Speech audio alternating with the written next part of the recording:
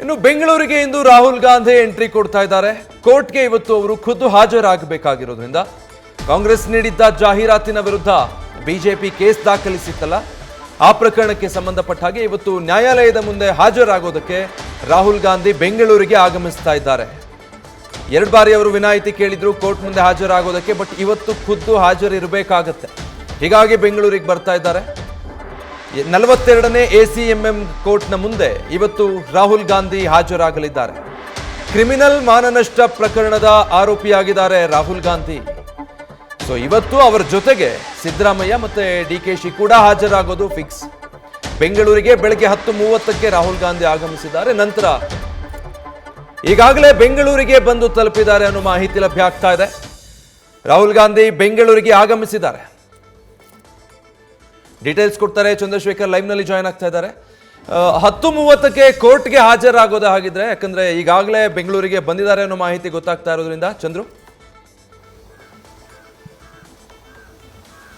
ಖಂಡಿತವಾಗಿಯೂ ವಿಜಯ್, ಏನು ಈಗಾಗಲೇ ರಾಹುಲ್ ಗಾಂಧಿ ಅವರು ಬೆಂಗಳೂರಿಗೆ ಬಂದು ತಲುಪಿರುವಂತಹದ್ದು 10:30 ಸರಿಯಾಗಿ, ಅಂದ್ರೆ 11 ಗಂಟೆಗೆ ಏನು ಒಂದು ಕೋರ್ಟ್ ಶುರುವಾಗುತ್ತೆ, ಆ ಒಂದು ಮೊದಲ ಒಂದು ಕೇಸೇ ರಾಹುಲ್ ಗಾಂಧಿ ಅವರದ್ದಾಗಿರುತ್ತೆ. ಹಾಗಾಗಿ ಎಲ್ಲೊಂದ್ ಕಡೆ ಮೊದಲ ಒಂದು ಕೇಸ್ಗೆ ಅಪಿಯರ್ ಆಗಿ ಅದಾದ ನಂತರ ಮುಂದಿನ ಒಂದು ಕಾರ್ಯಕ್ರಮಗಳಲ್ಲಿ ಭಾಗಿಯಾಗಬೇಕು ಅನ್ನುವಂತಹ ಚಿಂತನೆ ನಡೆಸಿರುವ ರೀತಿಯಲ್ಲಿ ಕಾಣ್ತಾ ಇದೆ. ಯಾಕೆಂತಂದ್ರೆ ಈಗಾಗಲೇ ಅಂದ್ರೆ ಏರ್ಪೋರ್ಟ್ ಬಂದು ತಲುಪಿರುವಂತಹ ಏನು ರಾಹುಲ್ ಗಾಂಧಿ ಅವರು 10:30 ಸರಿಸುಮಾರಾಗಿ ಕರೆಕ್ಟ್ ಆಗಿ 42ನೇ ACMM ಮುಂದೆ ಹಾಜರಾಗಿದ್ದಾರೆ. ಇನ್ನು ಸದ್ಯಕ್ಕೆ ಕೋರ್ಟ್ ಮುಂದೆ ಈಗಾಗಲೇ ರಾಹುಲ್ ಗಾಂಧಿ ಬರಲಿಕ್ಕೆ ಸಕಲ ಸಿದ್ಧತೆಗಳನ್ನ ಮಾಡಿಕೊಂಡಿರಬಹುದು.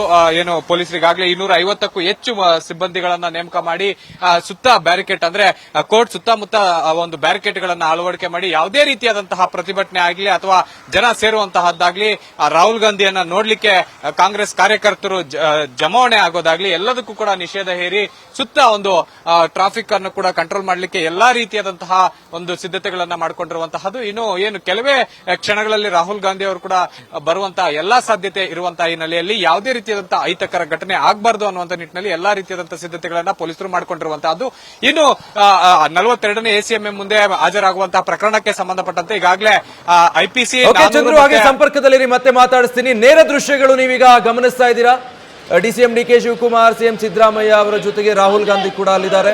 ಈಗಾಗಲೇ ಬೆಂಗಳೂರಿಗೆ ಆಗಮಿಸಿದ್ದು 10:30ಕ್ಕೆ ಕೋರ್ಟ್ನ ಸಮೀಪ ಬರ್ತಾರೆ. 11 ಗಂಟೆ ಅಷ್ಟೊತ್ತಿಗೆ ಮೊದಲ ಕೇಸ್ ಅದು ವಿಚಾರಣೆಗೆ ಹಾಜರಾಗಬೇಕಾಗಿರೋದ್ರಿಂದ ರಾಹುಲ್ ಗಾಂಧಿ ಈಗಾಗಲೇ ಬೆಂಗಳೂರಿಗೆ ಆಗಮಿಸಿದ್ದಾರೆ. ಮುಖ್ಯಮಂತ್ರಿಗಳು, ಉಪಮುಖ್ಯಮಂತ್ರಿಗಳು ಅವರಿಗೆ ಸಾಥ್ ಕೊಟ್ಟಿರುವಂತದ್ದನ್ನ ಈ ನೇರ ದೃಶ್ಯಗಳಲ್ಲಿ ನೀವು ಗಮನಿಸ್ತಾ ಇದ್ದೀರಾ. ಇದಕ್ಕೆ ಮುಂಚೆ ಇದೇ ಪ್ರಕರಣಕ್ಕೆ ಸಂಬಂಧಪಟ್ಟ ಹಾಗೆ CM ಸಿದ್ದರಾಮಯ್ಯ ಮತ್ತೆ DK ಶಿವಕುಮಾರ್ ಕೂಡ ಕೋರ್ಟ್ನ ಮುಂದೆ ಹಾಜರಾಗಿ ಈ ಪ್ರಕರಣದಲ್ಲಿ ಈಗಾಗಲೇ ಜಾಮೀನು ಪಡ್ಕೊಂಡಿದ್ದಾರೆ. ಬಟ್ ರಾಹುಲ್ ಗಾಂಧಿ 2 ಬಾರಿ ವಿನಾಯಿತಿ ಕೇಳಿದ್ರು, 3ನೇ ಬಾರಿ ವಿನಾಯಿತಿಗೆ ಅವಕಾಶ ಇರಲಿಲ್ಲ. ಹೀಗಾಗಿ ಖುದ್ದು ಹಾಜರಾಗಬೇಕು ಅಂತ ಹೇಳಿ ಕೋರ್ಟ್ನ ಆದೇಶ ಇತ್ತು. ಈ ಕಾರಣಕ್ಕೆ ಈ ಪ್ರಕರಣದಲ್ಲಿ ಇವತ್ತು ಕೋರ್ಟ್ನ ಮುಂದೆ ಹಾಜರಾಗೋದಕ್ಕೆ ಅಂತ ಹೇಳಿ ರಾಹುಲ್ ಗಾಂಧಿ ಈಗಾಗಲೇ ಬೆಂಗಳೂರಿಗೆ ಆಗಮಿಸಿದ್ದಾರೆ. ಅದೇ ನೇರ ದೃಶ್ಯಗಳು ನೀವೀಗ ಗಮನಿಸ್ತಾ ಇದ್ದದ್ದು.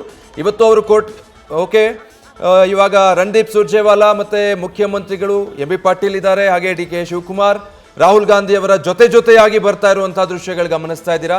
ಒಂದು ಕಡೆ ಕೋರ್ಟ್ನ ಮುಂಭಾಗ ಈಗಷ್ಟೇ ನಾವು ನೋಡ್ತಾ ಇದ್ವಿ, ಸಂಪೂರ್ಣ ಸಿದ್ಧತೆ ಮಾಡ್ಕೊಂಡಿದ್ದಾರೆ ಬ್ಯಾರಿಕೇಡ್ಗಳನ್ನು ಹಾಕಿ. ಇವತ್ತು ರಾಹುಲ್ ಗಾಂಧಿ ಕೋರ್ಟ್ಗೆ ಹಾಜರಾಗ್ತಾ ಇರೋ ಹಿನ್ನೆಲೆಯಲ್ಲಿ ಬಿಜೆಪಿ ಸರ್ಕಾರ ಅಧಿಕಾರದಲ್ಲಿದ್ದಾಗ ನೀಡಿದ್ದಂಥ ಜಾಹೀರಾತಿಗೆ ಸಂಬಂಧಪಟ್ಟ ಹಾಗೆ ಕ್ರಿಮಿನಲ್ ಮಾನನಷ್ಟ ಮೊಕದ್ದಮೆ ಪ್ರಕರಣದಲ್ಲಿ ರಾಹುಲ್ ಗಾಂಧಿ ಅವರು ಇವತ್ತು ACMM ಕೋರ್ಟ್ನ ಮುಂದೆ ಹಾಜರಾಗಬೇಕಾಗಿದೆ. ಮೊದಲ 2 ಬಾರಿಯ ಸಮನ್ಸ್ಗೆ ಉತ್ತರಿಸಿ ಕ್ಷಮೆ ಕೇಳ್ತಾರೆ. ಅದಾದಮೇಲೆ ಇವತ್ತು ಹಾಜರಾಗಲೇಬೇಕಾಗಿರೋದ್ರಿಂದ ಹಾಜರಾಗಿ ಜಾಮೀನು ಪಡ್ಕೊಳ್ಳುವಂತಹ ಪ್ರಕ್ರಿಯೆಗೆ ಮುಂದಾಗ್ತಾರೆ.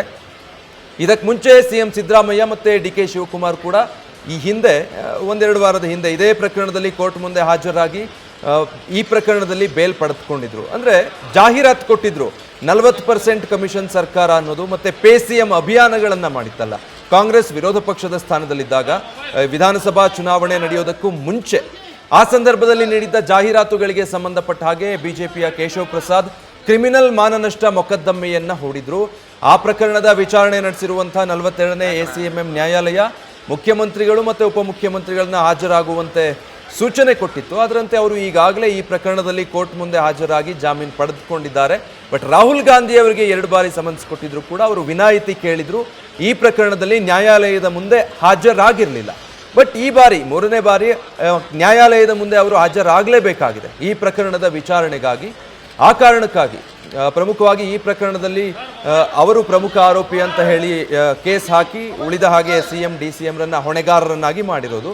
ಹೀಗಾಗಿ ರಾಹುಲ್ ಗಾಂಧಿ ಖುದ್ದು ಇವತ್ತು ವಿಶೇಷ ಜನಪ್ರತಿನಿಧಿಗಳ ನ್ಯಾಯಾಲಯದ ಮುಂದೆ ಈ ಪ್ರಕರಣಕ್ಕೆ ಸಂಬಂಧಪಟ್ಟ ಹಾಗೆ ಹಾಜರಾಗ್ತಾರೆ. ಆ ಸಂದರ್ಭದಲ್ಲಿ ವಿಚಾರಣೆ ನಡೆಯುತ್ತೆ. ನಂತರ ಬೇಲ್ ಪ್ರೊಸೀಡಿಂಗ್ಸ್ಗೆ ಅವರು ಮುಂದುವರಿಬೇಕಾಗುತ್ತೆ. ಇವತ್ತು ಮೂರನೆಯ ಸಮನ್ಸ್ ಆಗಿದ್ರಿಂದ ಯಾವುದೇ ರೀತಿಯ ವಿನಾಯಿತಿ ಇರಲಿಲ್ಲ ರಾಹುಲ್ ಗಾಂಧಿ ಅವರಿಗೆ. ಅದೇ ಕಾರಣಕ್ಕಾಗಿ ಬೆಳ್ಳಂಬೆಳಗ್ಗೆನೆ ರಾಜಧಾನಿ ಬೆಂಗಳೂರಿಗೆ ರಾಹುಲ್ ಗಾಂಧಿ ಆಗಮಿಸಿದ್ದಾರೆ. ಖುದ್ದು ಸಿಎಂ ಸಿದ್ದರಾಮಯ್ಯ ಮತ್ತೆ DK ಶಿವಕುಮಾರ್ ಕೂಡ ಅವರೊಟ್ಟಿಗಿರುವಂಥದ್ದನ್ನು ಗಮನಿಸಬಹುದು. ಉಳಿದ ಕಾಂಗ್ರೆಸ್ ನಾಯಕರು ಕೂಡ ಅವರ ಜೊತೆಗಿದ್ದಾರೆ.